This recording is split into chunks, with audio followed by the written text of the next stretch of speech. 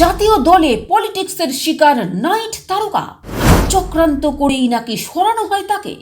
Kolkata night রাইডার্সের হয়ে দুর্দান্ত বোলিং করার পর ভারতীয় দলে প্রবেশের অন্যতম দাবিদার হয়ে ওঠেন বরুণ চক্রবর্তী।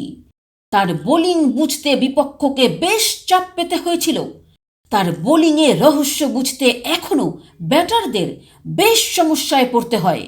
তবে আইপিএলে তিনি যেভাবে দাপট দেখিয়েছেন সেভাবে জাতীয় দলে তিনি পারেননি। 2021 সালে টি-20 বিশ্বকাপে তিনি সুযোগ পেয়ে ম্যাচ জেতালেও তারপর হারিয়ে গিয়েছেন। আইপিএলে ভালো খেলার পর দ্রুত জাতীয় দলে সুযোগ পান তিনি। আর সুযোগ পাওয়াই নয়, তিনি সরাসরি বিশ্বকাপ দলে জায়গা পেয়ে যান। বিশ্বকাপে দলকে একটা ম্যাচ জেতালেও তিনি সেটাকে ধরে রাখতে পারেননি। আইপিএলেও তার পারফরম্যান্স ধীরে ধীরে পড়তে থাকে। তার রহস্য সবসময় জারি ছিল না। এরপর সেখানে যোগ হয় তার ফিটনেসের জল্পনা।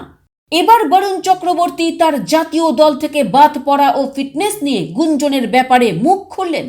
একটি সাক্ষাৎকারে বরুণ বললেন, এটা খুব কঠিন, কারণ বিশ্বকাপের পর আমি চোট পাই, তবে আমার চোট খুব একটা বড় ছিল না, হালকা চোট ছিল।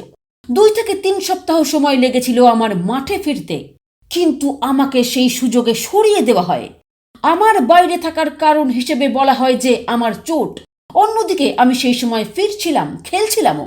আমি জানি না আমাকে নিয়ে কেন গুজব ছড়ানো হলো, আর গুজব ছড়ানো হলো নাকি ইচ্ছে করেই আমাকে সরাতে ভুল খবর ছড়ানো হলো।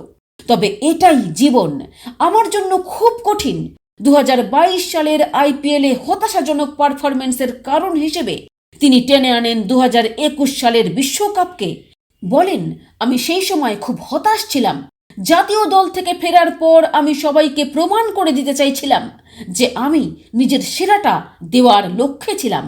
আমি অনেক জিনিস বদলাই বোলিংয়ে, যেটা আমাকে মানসিক দিক থেকে প্রভাবিত করে। আমি নিজের বোলিং করতে পারছিলাম না। ব্যুরো রিপোর্ট, উত্তরের জ্যোতি নিউজ।